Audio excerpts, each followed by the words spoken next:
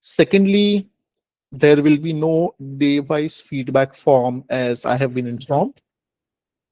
A common feedback form would be shared at the end of the last day session directly. So requesting everyone to please take a note of that. So with that, let's begin with the discussion for today. So as the title of the FTP suggests, we're going to be talking about two very key important terminologies and try to see how these two phenomenons can interact with each other. We're going to try and look at the notion of how we can utilize various chatbots and the way they are existing presently, and how we can leverage or take its help in trying to look at the various facets and various aspects of teaching learning process. We have multiple chatbots that can carry out various functions which can be done in different ways. For today, we are going to keep our discussion centered on perhaps the one tool which began this entire AI era, if not the AI age that we would like to call it, that we find ourselves to be today in, which is ChatGPT. ChatGPT has come a long way since the time it was launched way back, I think 4 years ago now. And it has undergone multiple variations, multiple versions, multiple iterations, with currently being in the fifth iteration of its present capability, and has created a lot of options, a lot of various settings, a lot of various facilities, features, etc., which can be utilized and which can make an automation of a lot of tasks easier for us as far as the teaching learning process is concerned. So let's get started with the demo for today. So while my screen is being shared, I will try to keep looking at the chat box in between for if there are any questions. If not, we can all, the way these sessions will go is I'll do my small short demos for about 40-45 minutes, and then the last 15 minutes we can have all the questions, the queries, the discussions, the insights that we want to share directly. So before going ahead with the discussion of how ChatGPT can be useful for looking at the first few facets of, as the brochure tells us, is the various aspects of how we can utilize the chatbots for teaching learning pedagogy, we are going to just try to make this slightly better for us so as to ensure that it gives us the accurate results that we're looking for. Now, some of us may be already aware of this, but for those of us who might be new to this by chance, what we do is we go to this profile icon right here. Under that, we go to the settings option. Now we can reach the same option using personalization also, but we will go via settings because there are a few other options that I want to show which we can keep enabled or disabled depending upon our preference and the kind of output that we're looking for. So let's go to data controls. The first few important options that we find here are as follows.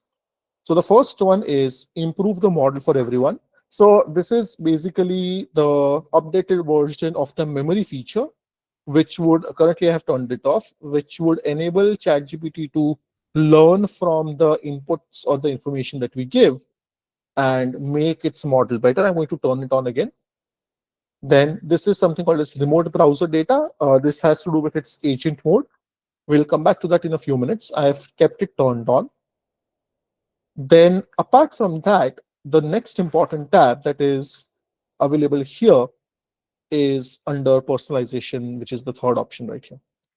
Now here, we can see that there are a lot of options that ChatGPT and OpenAI have added over a period of time, where earlier this used to have only two options, wherein we could customize the chatbot depending upon our preference and the kind of output that we are looking for. But over a period of time, we can see that they have tried to work quite a bit on its style and tone of replies or responses and the kind of output it should give on the basis of the input query that we generate. So it has a default option based on whatever we select. We can see the kind of output pattern that it would try to mimic when trying to give a response to the question or the query that we are asking. So we will keep it default for now, and they're calling it personality. Perhaps a little bit far-fetched, but then it does. We do notice some very important changes in the selection of vocabulary and the kind of output that it gives. This is very important. This part right here, where we can provide it very specific custom instructions, and we're going to begin with this when we are looking for it to give us response according to a specific criteria or a specific set of parameters that we want it to enable in order for us to get those specific outputs that we're looking for. So let's go ahead and customize this. We are going to say that you are now a educator and an expert in higher education with a specific focus on Indian higher education. The key thrust areas of your expertise would include. Somebody's mic is on. Can I please request you to mute it? Thank you. Would include areas of teaching, learning, pedagogy with impact of AI in education. We can make it as bigger as we want, but we're going to keep it simple for now. And apart from that, these are some of the qualities that we can give to it. Let's say forward thinking, for example, and thinking outside the box, because we're trying to essentially experiment with how we can utilize it in the teaching, learning, pedagogical process, and pragmatic. So each time we select a quality, it will add a small custom instruction here. So this is something that you can customize further without. I won't spend too much time on this. This is whatever I write here. This is what the model will use to call me, and I can give it more interest. I can give it more information about the kind of context that I have or from where I'm coming, so that it can have a better idea about what kind of output I'm looking for. I'll just copy paste some of the information that is available from the above. And this is memory mode. This is basically ChatGPT referencing back to our conversations that we have had prior to it. So I'll just turn it on. Reference saved memories, reference chat history. So this would allow it to reference back to all the previous chats that we have had, so as to ensure that it gives us that very specific output that we are looking for. All right, I think so. This is pretty much the whole customization option. There are some other detailed customizations that we can do. For example, if you want to connect some apps here, we can do that depending on what kind of output you're looking for. We are going to come back to this later on. And then under advanced settings, before we get developer mode also, whereby we can access additional connectors which are not verified by the OpenAI platform. So with that, we are ready for, so the model is basically ready to go. And now we can start asking it questions or queries about the various aspects of the pedagogical process of teaching and learning that we wanted to look at. Before we do that, however, I am pretty excited to talk about this. This is something that I have not shown or discussed in my previous FTPs on chatbots before. This is something ChatGPT added some time back, and after that, Gemini also did the same, or I think it was the other way around. Gemini first added it, and then OpenAI went ahead and added this in ChatGPT. It is available in this plus sign right here. And under that, there is this option called More, where we have this tab right here, which is called Study and Learn. Now, the moment I click on this option, we can see that a small hyperlinked study mode has turned on here. And we can see that it has three basic options that helps any new user get started with it. And This is one of the earliest attempts by ChatGPT and their makers, along with, of course, Gemini also has the same. We will look at it as we go ahead to try and enter the whole notion of trying to utilize large language models or chatbots such as ChatGPT and see its impact on the teaching learning process and education also. And this coupled with ChatGPT's one of the plans that they've launched earlier, which is specifically for organizational institutions, which is called EduGPT. It's there on the OpenAI's website. They have a lot of exciting updates coming up here. Okay, so let's go ahead. We'll begin with a very simple idea that I am learning the topic of coding. Let's go with, in fact, vibe coding for the first time.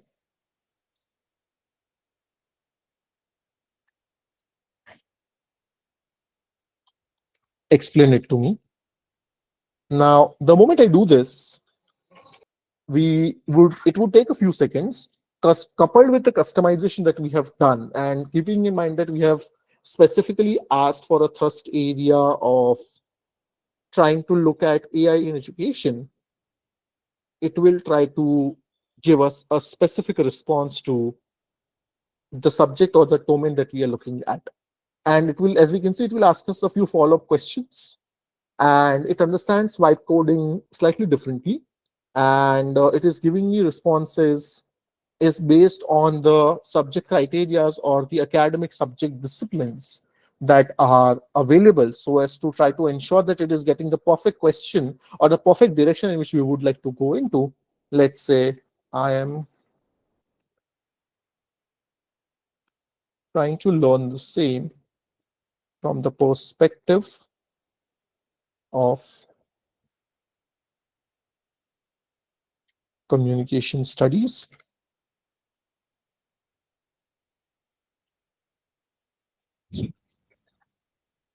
So now, on the basis of this follow-up question that it has asked to us, we can see that there is a slight difference in the way the platform or the chatbot or the model responds to my query as compared to a normal output that we would generate on it.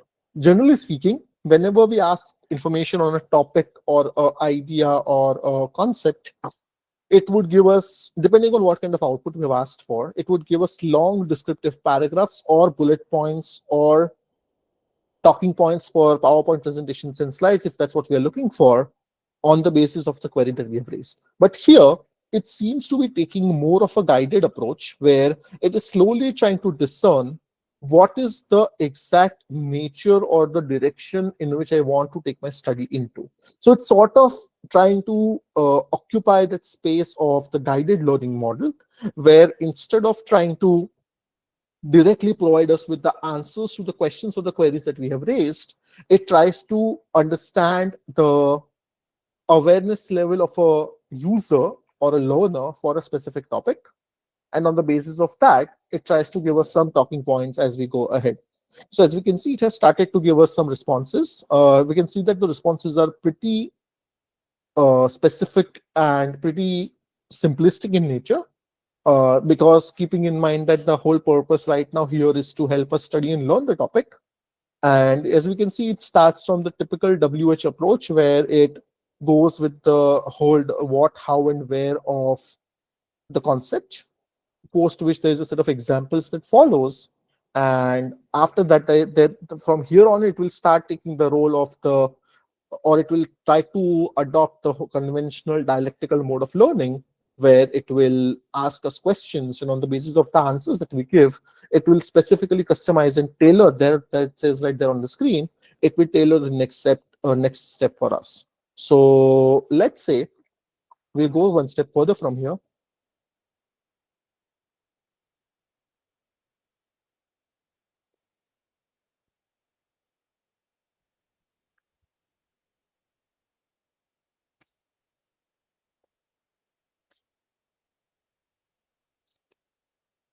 Suppose I give a prompt or a question like this, saying that I'm completely new to the concept of coding and would like to learn from scratch. And then I'm adding a specific instruction to try to teach this concept or help me learn this concept using pictures or examples. So as we can see that it has given us a description of trying to help us visualize the three situations that it is giving us, and on the basis of that it helps us categorize what vibe coding is. So keeping aside the content for now, and then it has given us activity to do. So it basically tries to simulate the learning process as we know of.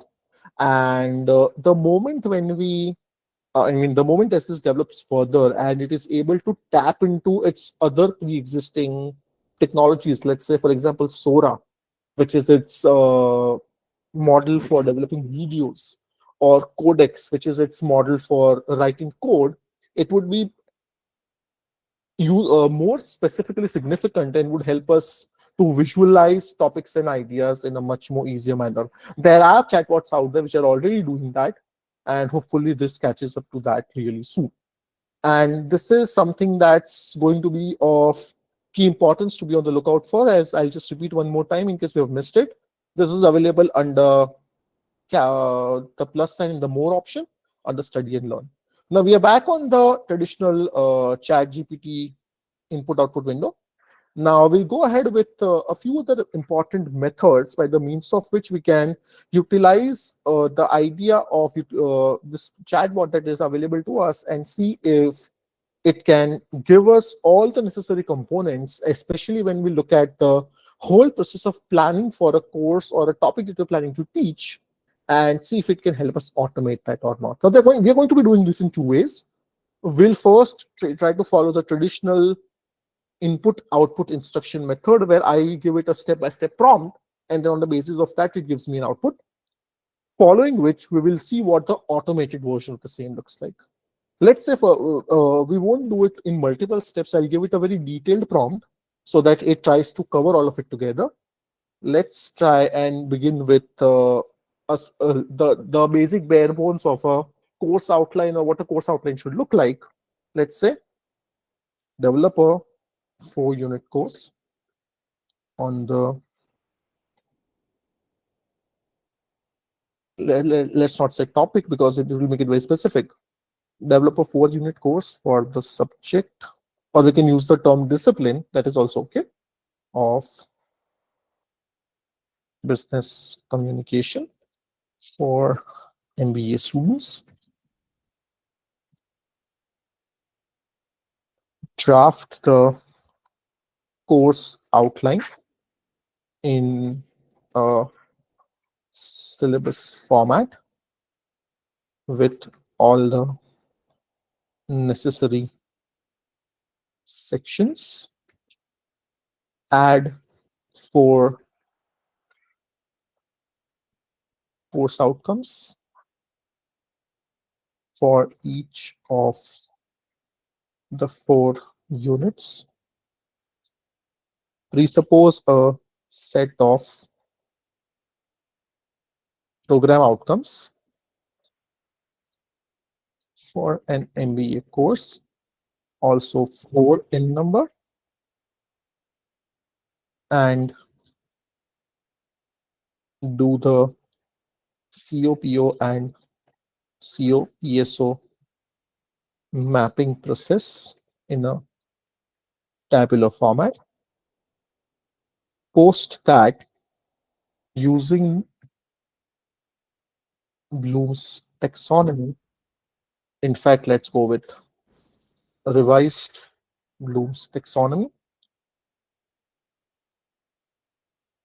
Suggest various assessments for all 4 levels of the same, and suggest some resources which I can refer to get started. So pretty detailed prompt. It has, if you look at the prompt carefully, it has 4 different set of tasks that have been outlined for it. the first half of the prompt, it is asking it to design the outline for a 4-unit course on a specific domain or criteria with the specific target audience which has been predetermined for it. Along with that, for the said course or for the said discipline, it is also asking it to presuppose all the necessary sections that would be required and to create the same. Following which, a separate mention has been given so as to create 4 COs and POs for the said course, and to also carry out the mapping process for COPO and COPSO also, if given the fact if PSOs are required, and then try to suggest some in the final phase of the prompt to try to suggest some resources and some various assessments depending on the 4 levels of revised Bloom's taxonomy. Now, there are 3 versions by which we can, in fact, there are multiple versions by which we can do this. And we're first going to see the default one where I have not enabled any option. This is our, I'll just copy this prompt for my reference. We have a simple prompt here. We are using the basic language model that ChatGPT has right now, where it lets it automate what kind of output we are looking for, and based on our prompt it decides what output to give. No other option is enabled right now. Let's see what it does. So once this prompt is launched, it will automatically go into, as we can see, there's a significant difference between the output here and the output which was given earlier in the study mode, where it was taking more of a discursive method as opposite to this one where it directly jumps into trying to create an output. And since we have asked it multiple times in the input prompt to try to presuppose the various section of a course, it will do that. It has automatically given me a course description which we have not asked for. So we have POs and COs or CLOs being created, and then it goes on to talk about various unit with unit outcomes being specifically given separately also. We won't go into the content part of it. We'll come back to that in a minute, because what we can actually do to make it slightly more significant, in fact, I'll come back to it. Then we have this COPO mapping that has been done here, as we can see. I need to zoom out a bit so as to show the entire table. So this is the COPO and COPSO mapping, following which there is an assessment strategy that has been given. There is a level that has been given, following which what skill it tries to test, example activity and sample assessment types, and then, of course, a set of specific resources that we can look at. And given the fact that I asked for resources, it doesn't try to limit itself to just texts or textbooks. It goes on to try to outline supplementary references and online platforms also. Why this is important is to try to understand the importance of the contexting part of the chatbot, because it is able to understand that the keyword resources here is referring to multiple or multi-pronged methods of trying to teach a concept or an idea. And then it ends the output with a pedagogical method, and after which it's giving me a follow-up question as to whether I want a word file for this or not. So let's try to do that also. So of course we know that what happens after this is it will directly start going into the coding part of it, where it will code the entire output for us and it'll give me a download link. It basically connects to Sandbox, which is a outside app of this platform, and it will give me a download link from where I can directly download an entire doc file of this particular entire output that it has given to me. But what is important, apart from what it has generated right now here, is to actually try and tweak or experiment with the various permutations and combinations that are available within this one singular chatbot, so as to see which particular style or which particular approach works best for us. We'll just come to that in a minute. I just want to show you this output that it has created, and this is what it looks like, where it tries to pretty much keep it. Formatting is still something that ChatGPT, I think, needs to work on. Gemini does a slightly better job of giving us a more better formatted version of any such document, but it at least lets us download it without copy pasting it manually. So as I was saying, what we can actually do is take this one draft that we have here before we try to ideate the actual course creation that we would, of course, do manually on our own, and we may use these drafts as starting points so as to get specific ideas about what kind of more important topics or areas that we need to include here. So this is one approach. Now, what I can do is I can simply change the way that ChatGPT approaches this prompt or this problem, and I'll go to thinking mini because thinking will take a lot of time. Let's go to a new chat. Let's go to thinking mini. Same prompt. What I will also do is I will just turn on one option here, which is web search. And I'll modify this prompt a little bit, saying that refer to previously created syllabi of global academic institutions while creating your draft. And at the end of the draft, give me a list of hyperlinks for the syllabuses you have used as a reference. So we have kept the entire prompt as it is. I've just changed the thinking model a little bit. As we can see, what is happening here now is if I click on the thinking tab right here, it will take a few seconds more as opposite to the previous version in trying to give us the output. It is trying to understand the question in slightly more detail, and the kind of assessment or analysis that it is doing would be generated here. And we can see that it is trying to sort of deconstruct this prompt and understand that it is asking for assessment aligned with cognitive levels of Bloom's taxonomy. And after that, it goes on to try to look for various syllabuses. There are about 11 or 13 websites that it has looked at. And then these are the steps it follows. Structuring the syllabus details, if we can read actually what it has done inside it. Then creating the syllabus structure, citing key statements as to what kind of institutions it has looked at.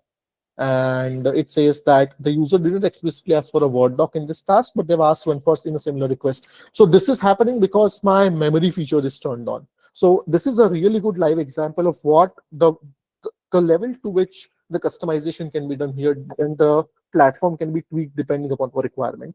Because my memory feature is turned on, and because in the previous chat just before this I've asked for a Word doc, it will automatically think for a few seconds, and we can see that it has started to add some more detailed sections here, such as rationale and design influences.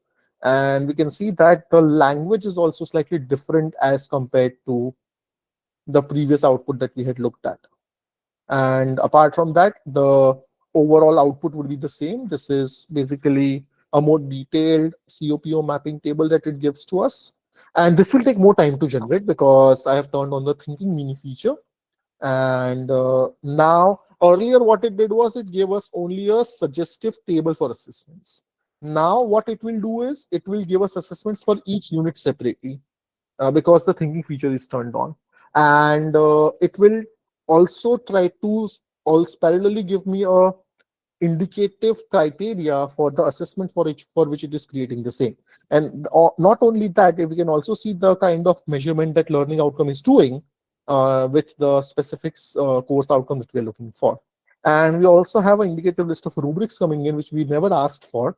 But just because there's that one line somewhere in my primary prompt where it is asking me for, where I have asked it to create or simulate the structure of a syllabus, it is keeping that in mind. We can see that we have unit-wise rubrics being given to us, which we can of course tweak later on. There's an assessment summary here, right from lower to the higher order, as to which unit is assessing what. Sample rubrics coming in again. There might be some overlap with the previous prompt because I have had same prompt in two different chat instances, but there's a slight difference here. We can see that there are now web links coming up where it has given us web links to Harvard Business School course pages. If I go to this, for example, I think this is talking about the art of communication, and this is one of the documents that is referred to while creating this course. Similar to IIM Ahmedabad, there's some page on that, and this is what I had asked for separately. And this is what is the response I have received. I have used course syllabus just to look at this one in slight detail. Let me zoom in a little bit. I used syllabi and course description from leading programs to shape unit sequencing.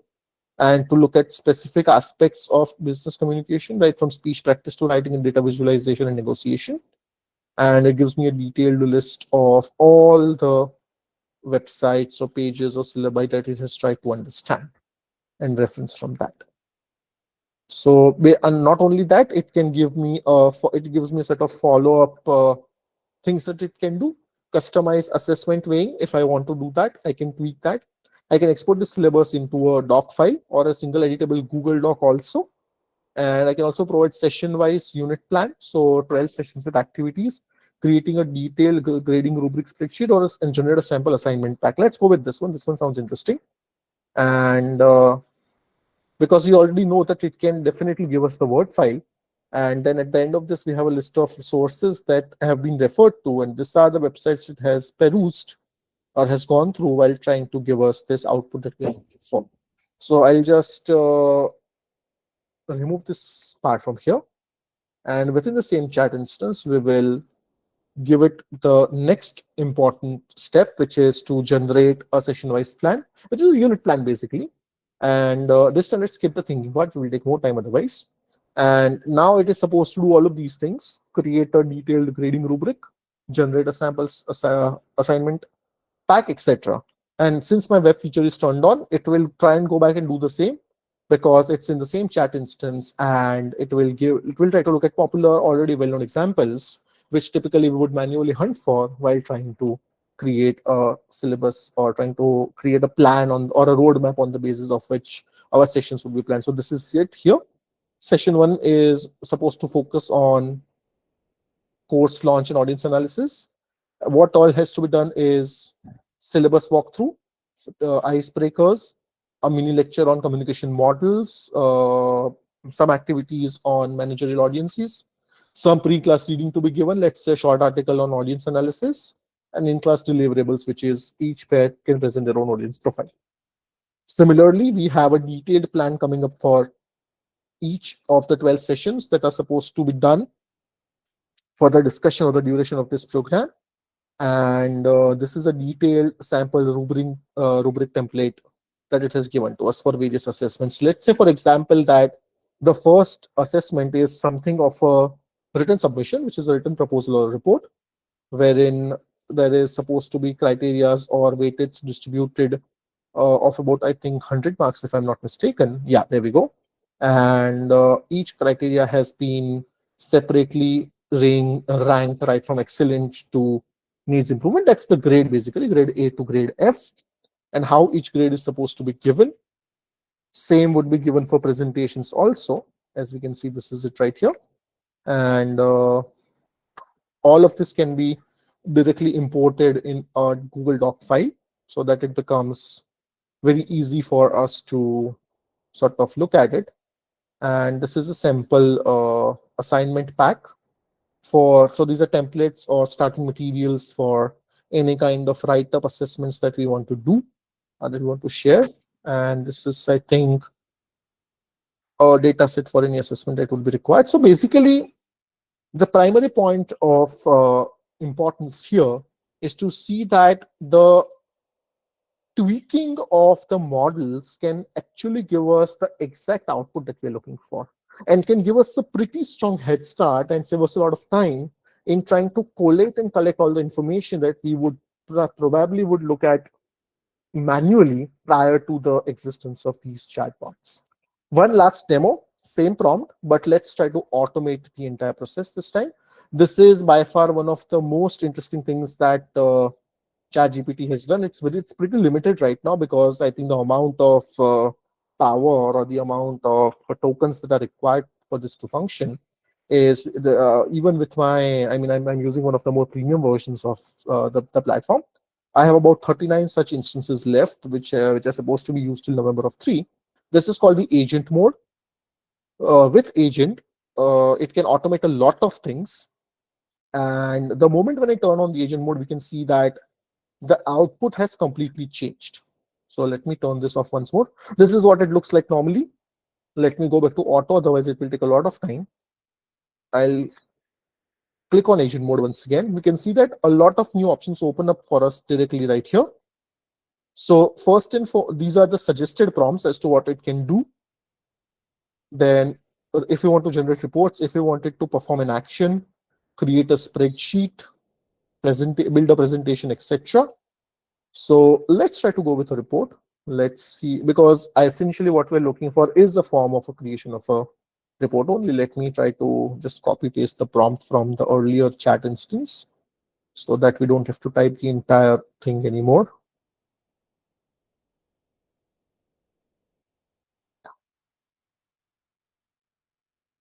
Let's remove this part because in agent mode we don't need it. Then these are some of the additional things that we can do. Let's say I have a set of important, depending on the task, if I have a set of GitHub repositories which I want to add on to the knowledge base of this chat instance, I can do so. I can input or connect files manually or add files here manually. Let's say I want to add an explanation or a list of verbs from Bloom's taxonomy, I can do so. I can connect it to various of my applications, like I can connect it to my Google Drive or and get it to have learning from there. We can also connect to a lot of different apps as we can see right here, including Figma and Canva. I'll show you how that works if today, or if not today, then as we go ahead in this discussion. For those of us who are proficient in Notion, if we have a lot of our information in Notion pages, it can connect to that also. It can connect to Slack, depends on what kind of output criteria we are looking for. So let's just keep the web search turned on right now. And the moment when I click this, what will happen is that it will open up a new chat instance. It will open up a new mini window inside of it, which is basically going to function like a virtual computer, and it will try to automate all of this that I have asked for. I just want to show you this new output pattern as to what it looks like. So there we go. This will take some time as opposite to some of the other earlier approaches that we've looked at, or some of the other earlier methods that we've looked at. I'm so sorry. I think I turned it off. Yeah, it is still on. Now I'm going to stop moving my mouse here. Yeah, there we go. So this we can see right here. This is the new browser that it has opened inside of ChatGPT's environment. So typically what we would do in while manually trying to create a syllabi, for example, it is doing the same. And it tries to go through a lot of these web pages in real time. It is first trying to understand the concepts right now, that what is revised Bloom's taxonomy, what is the course that we're trying to look at. I can take over this any point of time, by the way. If I simply move here, I can manually control this browser and do all the steps manually. That is important when I have to log into a platform, or when I have to give it access to a specific set of files that I have, let's say in my drive, so that it can learn from it. Currently, we don't need any such thing because a lot of the information that it's looking for would be already out there. But just to put into perspective the use case of this particular piece of technology that it has created, let's say, for example, let's say setting up a reminder when I'm trying to fill up an admission form for a university, where I'm trying to, or wherever any of the students want to study. It can automate that. All it would require is access to the specific profile that I create on a portal, and after that it would be able to directly automate that as well. So I think it is in the process of creating it. Yeah, I think we are in the agent mode now, where it will go towards the creation of the output file. And the good part about this is that as it goes ahead, it tells us exactly what it is doing, and that would come in the form of this small callout where the text is being generated, and it would then create the output from there. I don't know, it has stopped, but yeah, it's live as we can see. Okay, sometimes this will happen. Yeah, I think there we go.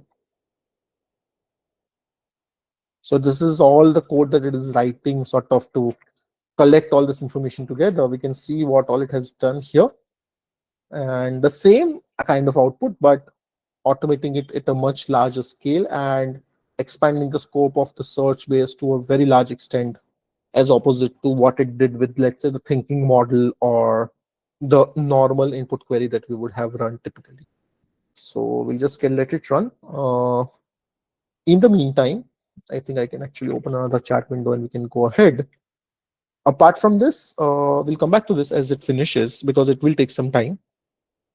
Another very interesting facet of when we try to look at getting started with chat gpt as a chatbot, for especially for those kind of teaching learning processes where there's a lot of ideation and writing involved. That's where this canvas mode can help us. Canvas mode is basically that part of chat gpt which is primarily used as a space for writing. Oh, there we go. I think we are done. We'll come back to canvas. So this is what it has created. We can see it's much larger as opposite to what we saw so far, and it can automate quite a bit of things. I can get to do this anything. I can ask it to create a visualized format. Let's say, for example, create a web page for a MOOC course based on the above info. Now, this is where the agent mode comes in. So let's say I want to take all this information that it has pieced together. If I want to visualize what it would look like in an online course, I can use the agent mode to do that. So agent mode will automate the utilization of specific toolkits. Let's say, for example, using WordPress, just an example, hypothetically speaking, because WordPress is one of the more popular platforms that we would normally use when we try to create a web page. It will try to bring all of that information together and to give me the final version that we are looking for.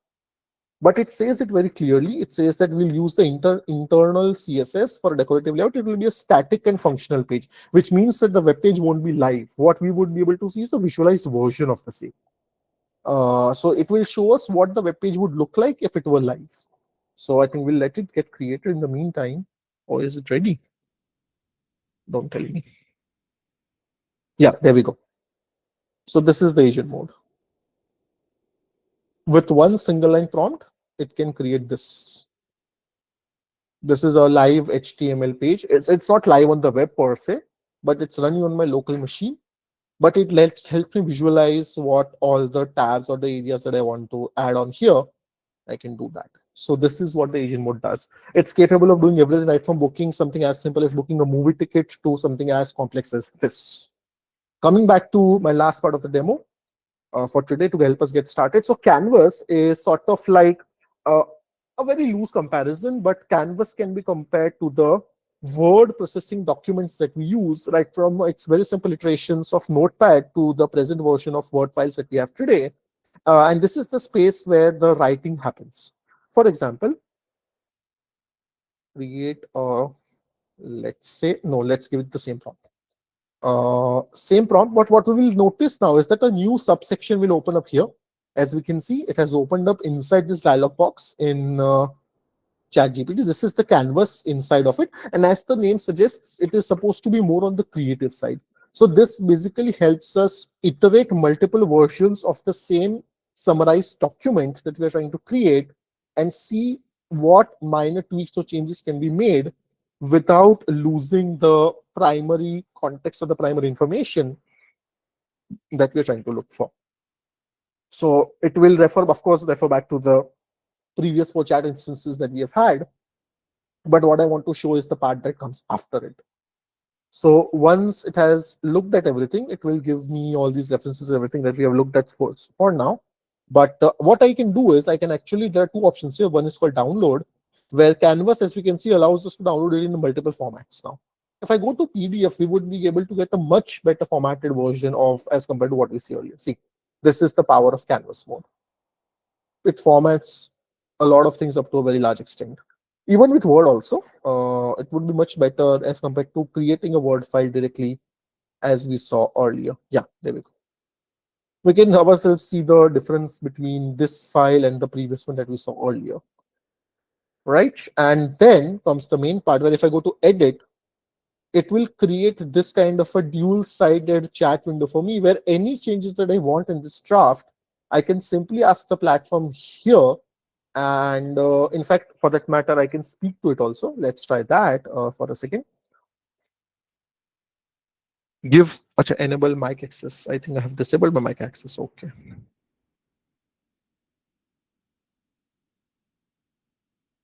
I think I need to enable it. I'll do it by tomorrow. Just give me a second.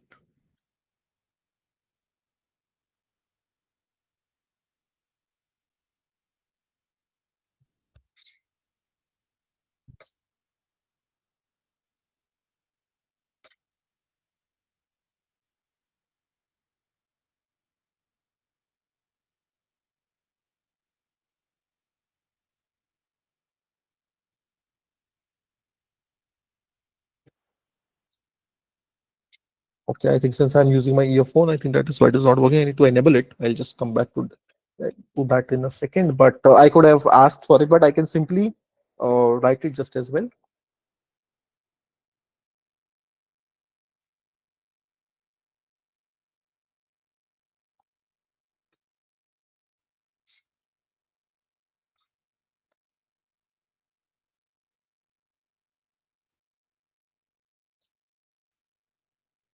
So what it would do is it would start modifying it from right from the top, and it will change the entire draft once it has understood my request that I have asked for. And as we can see, it is continuing to generate the same, and the previous draft basically goes away, and instead of that we have the new query that we have asked for. And I can simply come back to any such version. All of these are separate documents now, which means that I can see any of these versions, sort of like when we work on the Google Workspace, where I can see all the previous versions of a document that I've created, and all of them can be compared and contrasted with each other, and you can get to learn from its previous versions or iterations. This can also be copied just as easily. There are a lot of other things that we can do with Canvas. I'll be keeping for that tomorrow because we are almost at the end of the time. I just saw the time right now. I'm going to stop here. I hope we have had a good beginning to the discussion today. And any questions that we have, we can discuss them. We have about 10 minutes. You can post your queries in the chat box, or else you can unmute and ask your question. Thank you so much for listening to me. And yeah, the session is open for any questions that we have. We have about 10 minutes with us. You can please feel free to unmute, ask a question, or you can post it in the chat box also. Yes, Ashwini Ramesh, sir or ma'am, you have raised your, you have put up a question in the chat box. Please go ahead. You can unmute also, or else you can post it in the chat box, whichever works. Do we have to subscribe to ChatGPT 5 to use these features? No. Automatically, even with the free version, it is currently working with 5 only. I am not so sure about the agent mode because I have not used the free version for quite some time, but the other features will work directly without subscribing. Any, I hope that that was helpful. Yeah, thank you so much. Any other questions? Any queries? Any doubts?